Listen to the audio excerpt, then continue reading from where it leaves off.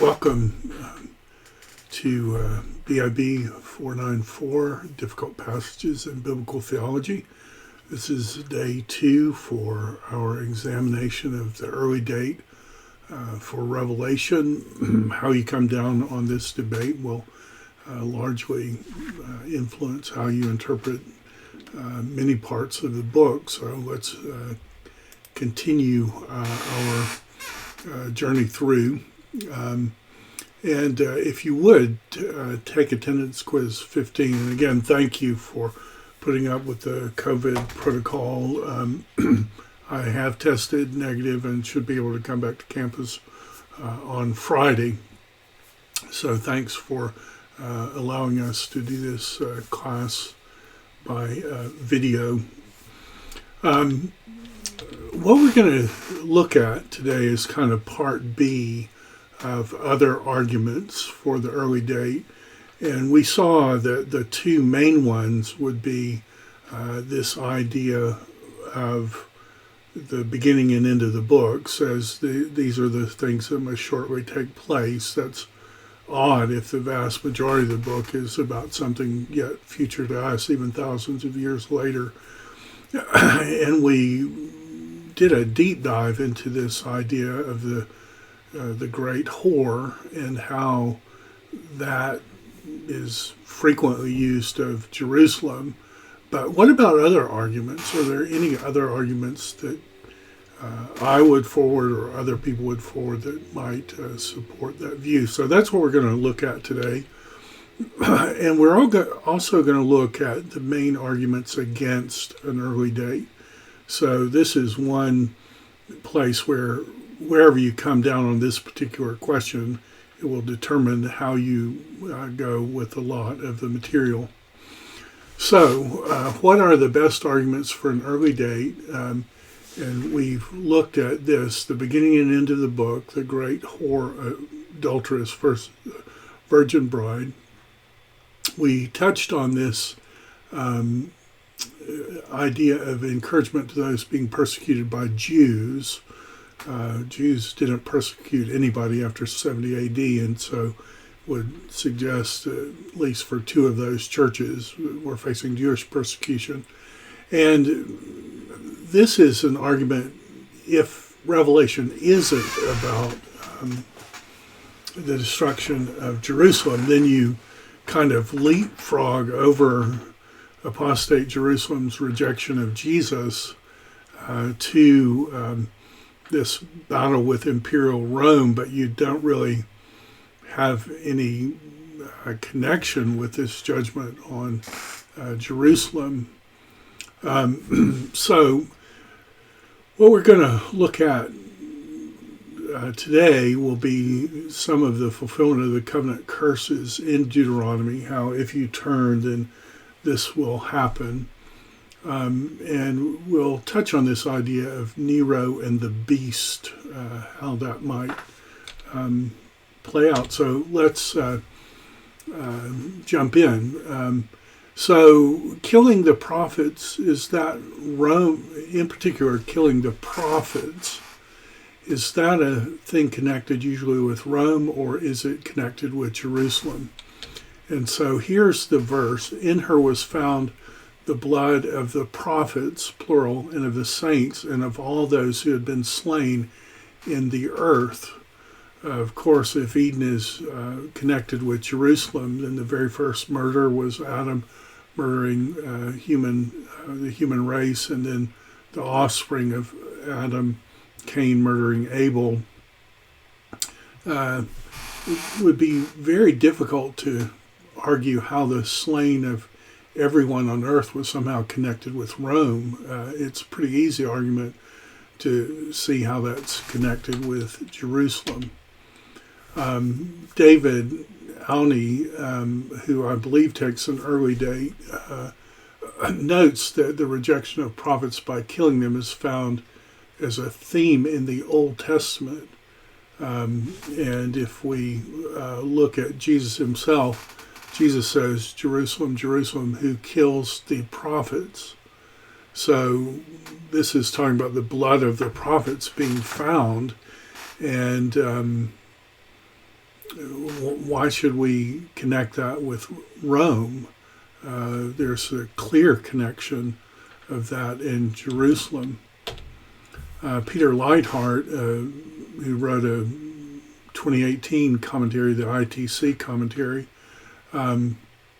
he says that when the third trumpet is blown, when this verse is given, a star falls down into the temple and springs rivers, turning them to poison instead of flowing out of the throne of God. So you've got this true temple that has the Eden River versus this fake temple that has poisonous blood. The temple has been the source of fanatical and poisonous teaching. Compare what Paul says. So much murder turns the temple into a source of blood. The temple authorities turn springs of God into the source of the Egyptian plague. I find that convincing, what Leithart is arguing there. And Jesus himself, nevertheless, I must journey on today and tomorrow and the next day, for it cannot be that a prophet should perish outside Jerusalem. So you have these texts, the blood of your saints and prophets. You've given them blood to drink. They deserve it. I saw the woman who was drunk with the blood of the saints, blood of those who bore testimony to Jesus. Then the angel picked up a boulder the size millstone, threw it into the sea with such violence. The great city Babylon, and if you recall from yesterday's, day before yesterday, that we're trying to make the case that that's what apostate Jerusalem is being called. In her was found the blood of the prophets and the saints and all who were killed on the earth. That, excuse me, makes a lot of sense to me if this is talking about Jerusalem. It makes very little sense to me if it's talking about Rome. There was a persecution in Rome, but prophets died in Jerusalem, not in Rome. So that would be kind of another argument for me favoring this early date. Another argument that I find persuasive is that John measures and rejects a physical temple. Well, if the Domitianic date is true, the temple had been destroyed 26 years. If the Neronian date is true, then the temple was about to be destroyed in 2 years. So John measures it, and this is what he says. Then I was given measuring rod like the staff, and I was told, rise and measure the temple of God and the altar and those who worship there, but do not measure the court outside the temple. Leave it out, for it is given over to the nations, and they will trample the holy city 42 months. 42 months is 3.5 years. That's roughly the time from the invasion of Rome to the destruction, invasion in 66 AD to the destruction in 70. All that makes sense if this is some kind of Neronian date. It doesn't make sense to me if it's a Domitianic date, because there is no temple at that point. Peter Leithart says this: the saints literally trampled underfoot 3.5 years between the outbreak of the Neronian persecution in 64 and Nero's suicide. So he's dating it slightly differently than I would, but later in the decade, the Romans besieged Jerusalem for 42 months, 67 to 70, under Vespasian, and then under Titus. Literally, there were 2 successive 3.5-year periods. First, the holy city is trampled, and then the great city is destroyed. The saints experience a half-week trampling, but the city receives the end of the week of judgment, the full weight of God's wrath. John is most interested in the 42 months of persecution of the church, and that's what the story of the 2 witnesses is a preview of. Leithart also says John is pre-measuring the city that will eventually descend from heaven by prophesying, he marks off the holy ones who will eventually reside in that holy city. Meanwhile, the holy city, that is the measured point that encompasses the temple, altar, and worship, is trampled by the nations. The portions of the temple that get trampled must be measured portion, because that is the only part that qualifies as holy. The court cannot be the trampled holy city precisely because it's been cast out. Old Jerusalem is no longer a holy city, but simply a great city, another Babylon. So the temple still standing, or whatever 11 is talking about, that makes more sense to me if it's talking about Jerusalem rather than Rome.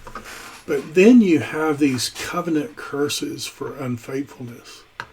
And so you've got verses like this. The name of the star is wormwood. A third of the waters became wormwood, and the people died from the water because the water had been made bitter. Well, compare that with Jeremiah 9:13, and this is written about the time of Jerusalem's destruction in 586. The Lord said, because they have forsaken my law and set before them, and have not obeyed my voice and walked according to it, but have walked after the stubbornness of their heart and after Baals, as their fathers taught them. Therefore, thus says the Lord of hosts, the God of Israel, behold, I will feed them, this people, with wormwood, and give them poison water to drink. So God's going to give wormwood here. God's giving wormwood to Jerusalem. If God is giving wormwood to Rome, where is that in the Old Testament? I don't see it in the Old Testament. I see what God is promising to do when his people married to him, have turned and refused to follow his way. Same in Jeremiah 23:15. Therefore, thus says the Lord of hosts concerning the prophets, behold, I'm going to feed them wormwood and make them drink poisonous water. For from the prophets of Jerusalem, pollution is gone forth into all the land. Wormwood, Jerusalem.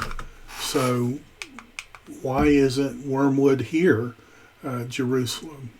I don't understand how you can make the argument for Rome when this is an idea connected with Jerusalem in the Old Testament. Exodus 15:22, God brings them out and they drink bitter waters and rebel. They rebel, they drink bitter waters.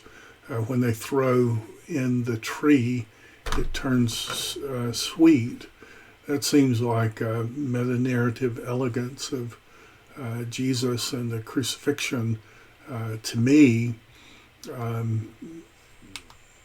And then the covenant curses, so there will not be among you a man or woman or family whose heart turns away today from the Lord our God to go and serve the gods of those nations, that there will not be among you a root bearing poisonous fruit and wormwood. Deuteronomy 29 is the covenant curses to God's people if they fail to fulfill what God has instructed them. So if you go back to this, if God's giving wormwood, how is that not God's people? How is God giving wormwood to this pagan nation Rome that was never married to God? God never had any obligation to Rome. God had massive marital obligation to Jerusalem, but Jerusalem was unfaithful. And Ezekiel 14, thus says the Lord God, how much more when I send my 4 severe judgments against Jerusalem, sword, famine, wild beast, and plague, to cut off man and beast from it. So look at that, sword, famine, wild beast, plague, and look at Revelation 6. I looked and behold an ashen horse, and he who sat on it had the name Death. Hades was following him. Authority was given over a fourth of the earth. Of course, this word earth and the word land in Greek are exactly the same word. To kill with the sword, famine, pestilence, wild beast. Okay? Sword, famine, plague, wild beast. Same four in a different order, but clearly directed at Jerusalem. It's a careful reading of the Old Testament that leads people to suggest that this is somehow, Revelation is somehow God dealing with apostate Jerusalem. And probably a favorite argument of those who take the early date, it's an argument that I find persuasive, but it's not the first place I would go. But it's this idea that Nero is the beast. And so I just apologize up front. You may want to fast forward over this. There's going to be some material from Suetonius that is pretty offensive in the description of Nero,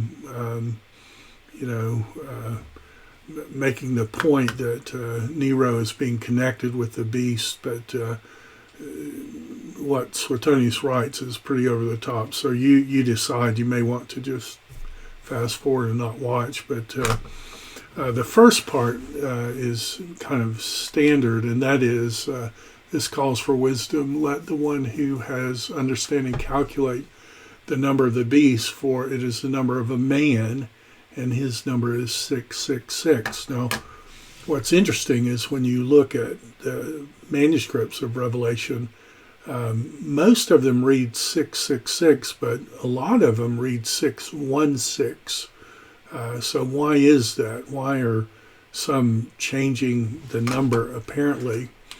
Well, the person who knows the most about text criticism is Bruce Metzger. He was one of the four editors of the UBS Bible, and he was on the committee that decided what text to print. And in their deliberation over this passage, this is Metzger's summary. When Greek letters are used as numerals, the difference between 666 and 616 is merely a change from a kasi to an iota. So what he's getting at there is that both Greeks and Hebrews use what's called Gematria, and that is where you use your alphabet as your number system. Now, we're familiar with like Roman numerals, and you know how hard it is to work that system out. We use today the Arabic numerals number system because it just works. It's a very easy system. It has its own characters for numbers.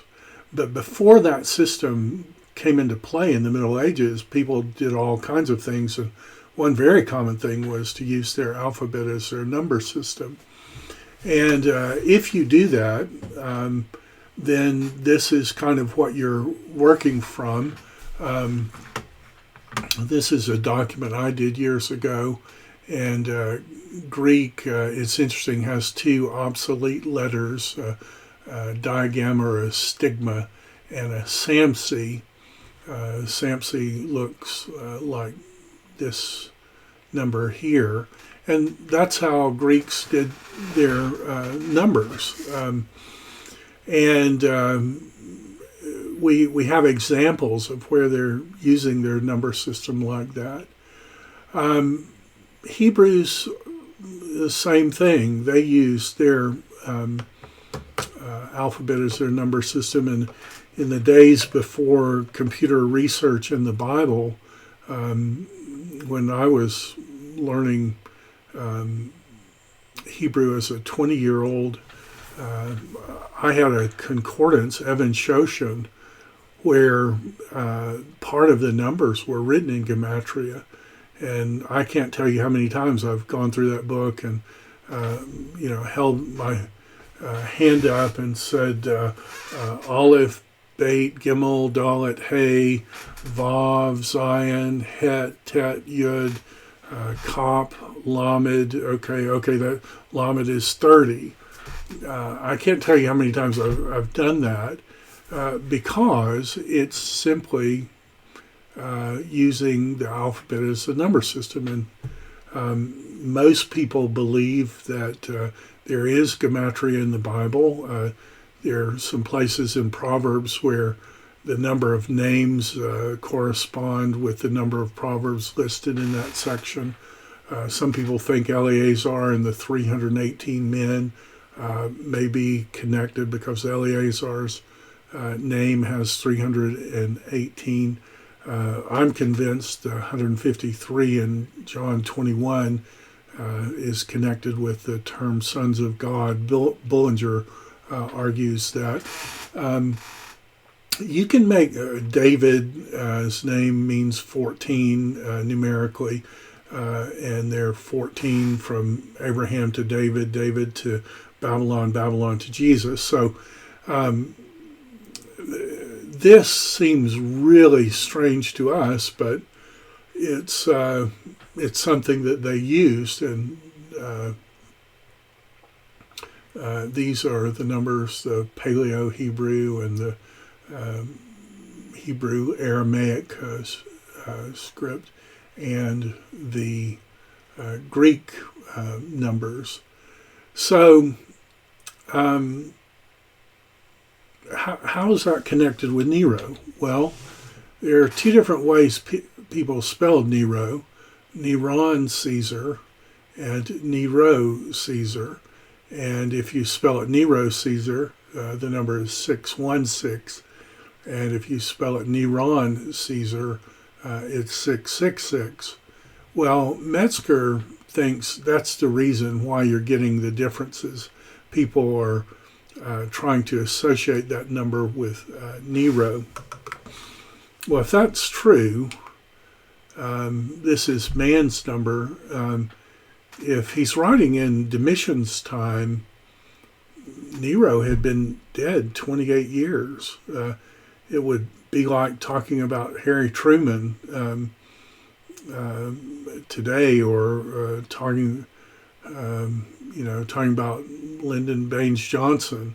The guy's been dead almost a generation. Why would you be talking about Nero? But if the date is early, Nero is still alive. He's about to die, in fact. So was Nero called the beast? So this is a section, you may not want to read this. This comes from Suetonius's book, The 12 Caesars. It's just quotes about what Nero was like. It's pretty gross, so you may want to skip ahead, but this is what Suetonius says. So this is Book 6, Section 28. Nero not only abused freeborn boys and seduced married women, but he also forced the Vestal Virgin Rubia. He virtually married the freedwoman Acte after bribing some ex-consuls to perjure themselves and swear she was of royal birth. Okay, this quote just shows that he's a sexual pervert, in that he raped boys and he seduced women, and he raped one of the Vestal Virgins. And then that wasn't enough. He had to develop this sham marriage with a slave woman who had gained her freedom.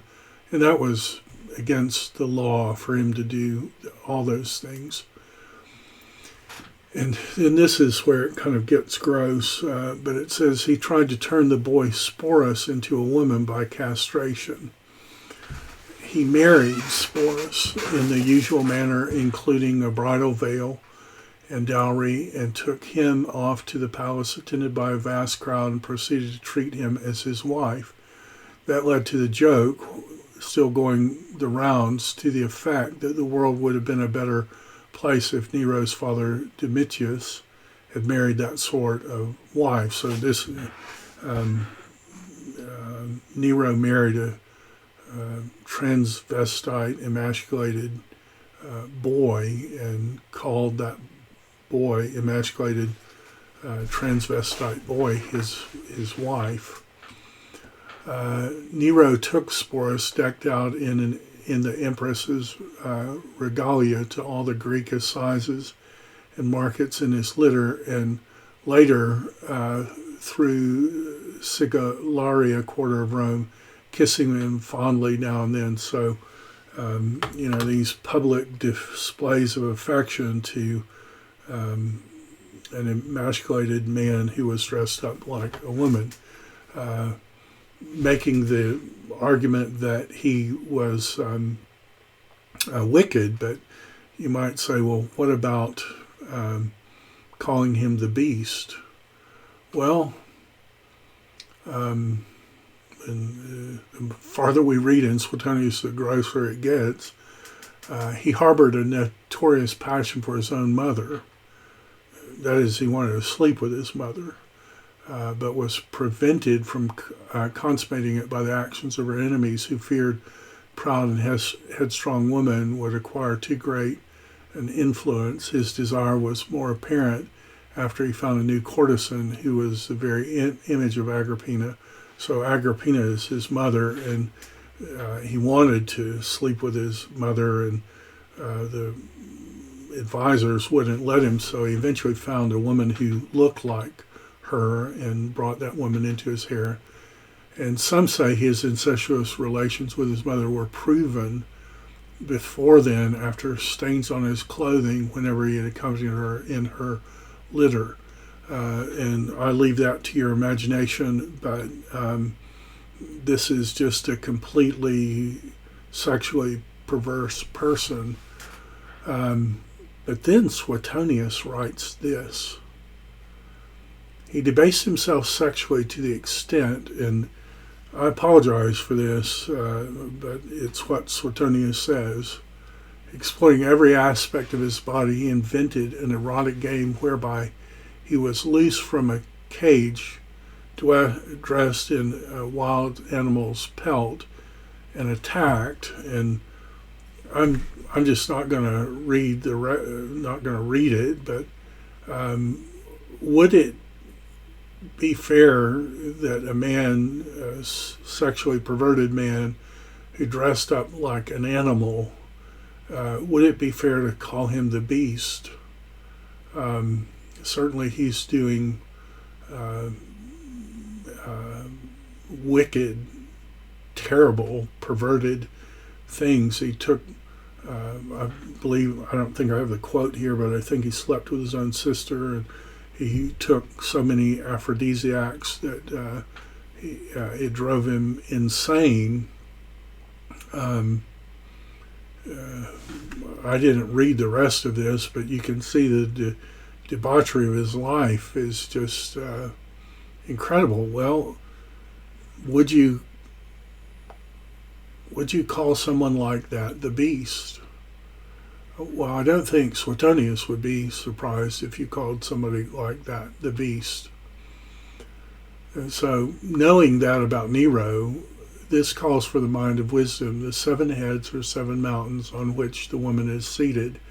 There are also 7 kings, 5 of whom have fallen. One is, the other has not yet come, and when he does come, he must remain only a little while. As for the beast that was and is not, it is an 8th king that belongs to the 7, and it goes to destruction. Well, how do you count these? This is Word Bible Commentary, David Alney. These are all the different ways that people have counted. The one that persuades me would be this one. These kings fought out in a civil war. None of them, they all claimed to be emperor, but none of them were unanimously proclaimed. Vespasian is the general besieging Jerusalem. He leaves for Egypt, and Titus rules in his place. Titus is the one who was there when the temple was destroyed. I could see how this would fit.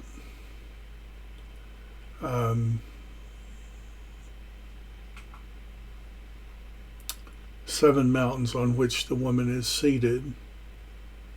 They are seven kings: Julius Caesar, Caesar Augustus, Tiberius, Gaius Claudius, Nero.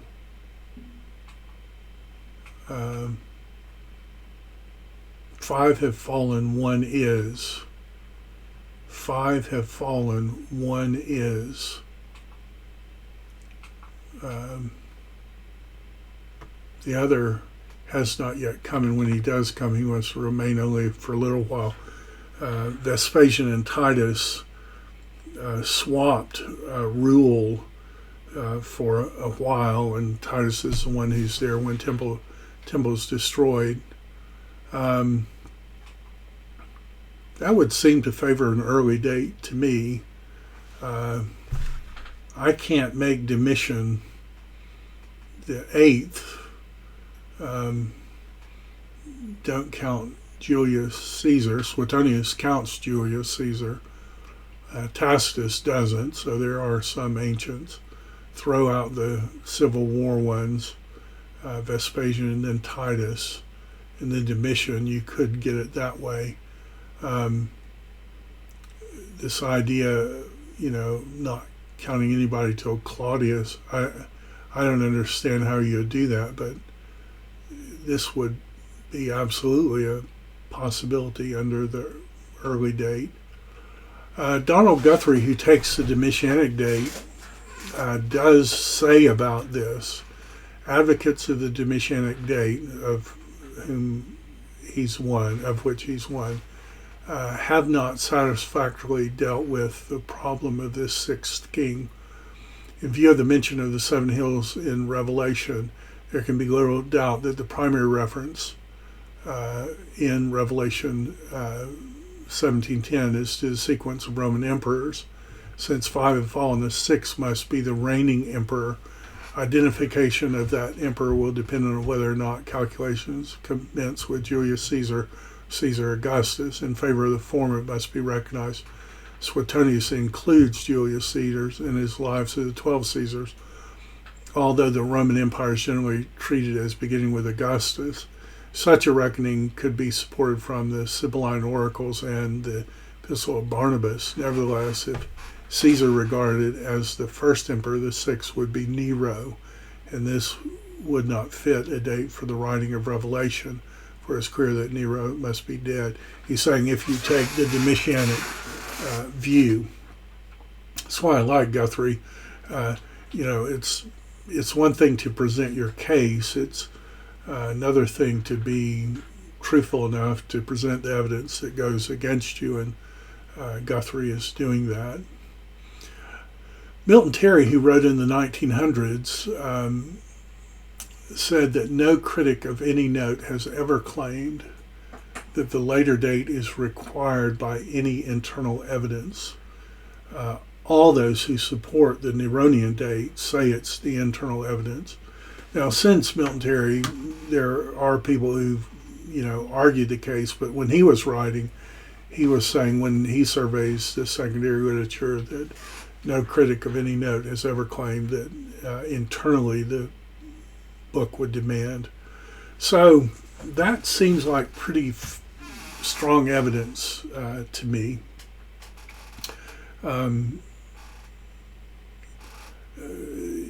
You listen to that evidence and you realize that the people who hold that view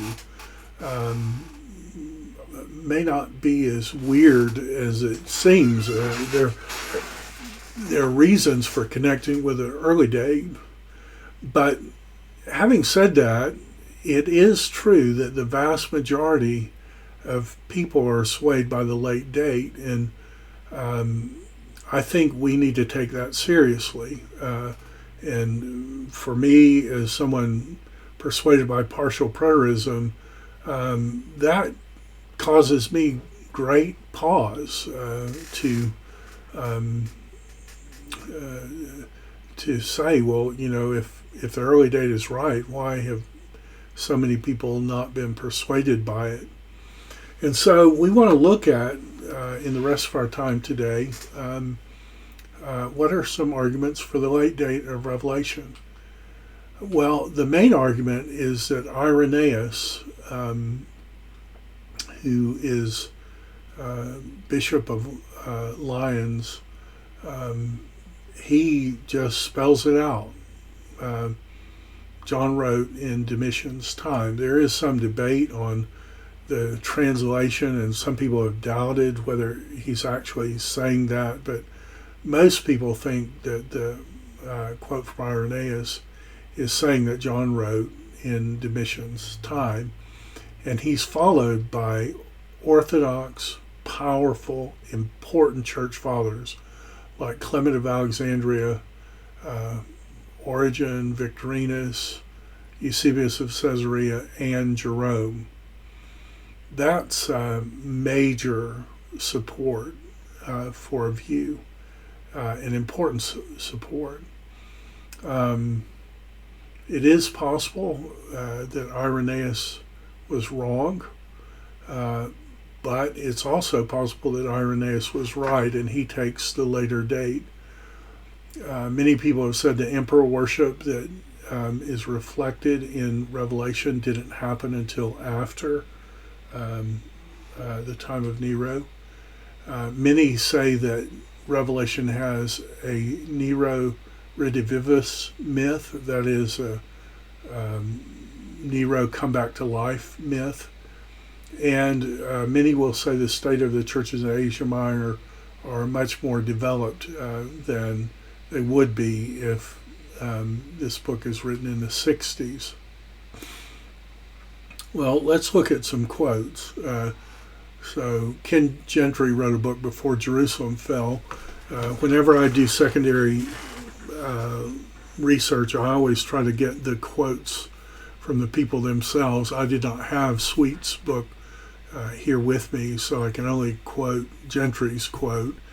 But Sweet says early Christian tradition is almost unanimous in assigning the apocalypse to the last days of Domitian. Well, if that's true, who would I be, or who would anyone else be, to go against that sort of tradition? It's important tradition. Guthrie, and this is a quote from Guthrie, he is even a little stronger. He said, undoubtedly a strong argument in favor of a Domitianic date is in fact the earliest and the weightiest external witness attests to it. Irenaeus is quite specific that the apocalypse was, quote, seen not so much time ago, but almost in our own generation at the end of the reign of Domitian. Since Irenaeus' own connection with Asia Minor and acquaintance with Polycarp, and Polycarp was in his youth, at least was connected with John, this would give him a good opportunity to receive reliable opinion on this matter, and this evidence must be treated seriously. And I think Guthrie's right. So for me, as I work through it, I'm persuaded by the internal evidence. But I also think God is letting me be humble enough to realize, hey, I could be wrong.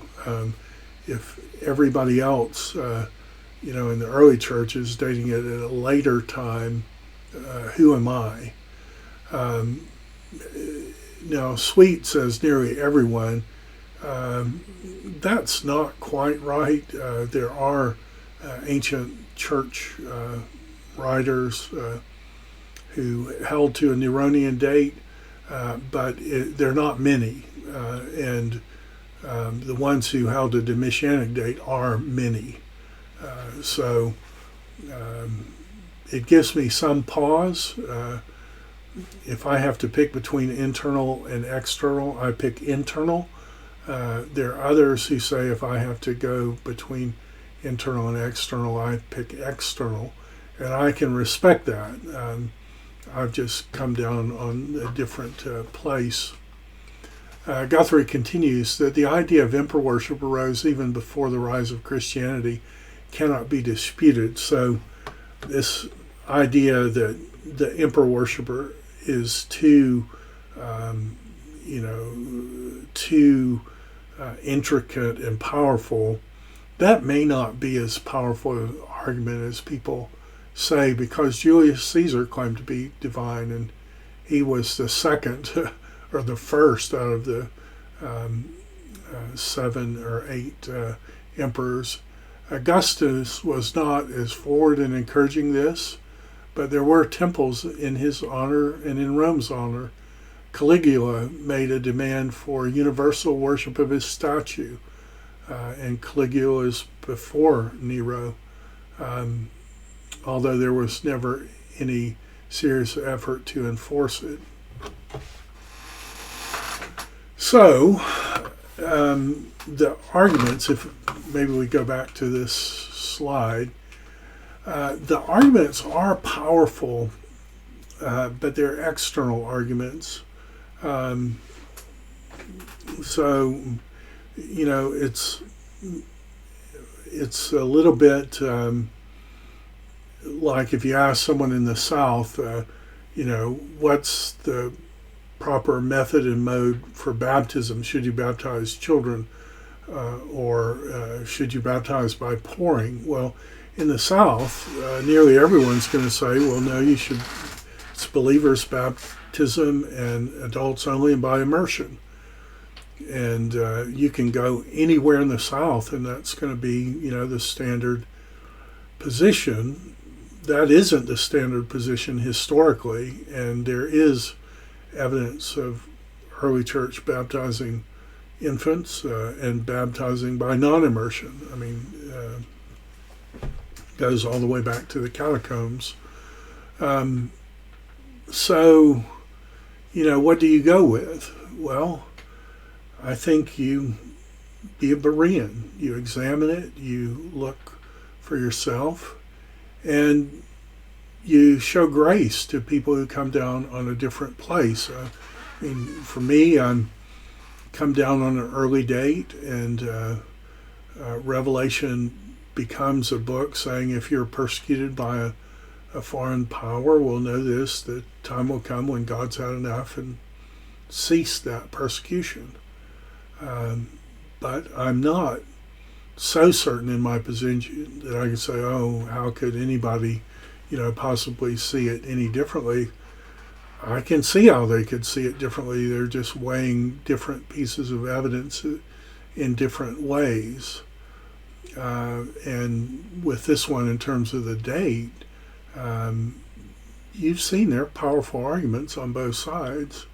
And I can respect my brothers and sisters who come down at a different place than I do, and I would hope that those same brothers and sisters would extend grace to me and say, well, I don't agree, but I can see why he holds that view. So be a Berean. Go through, see if you can add to these, see if you can poke holes in the arguments I presented or the counter arguments presented here.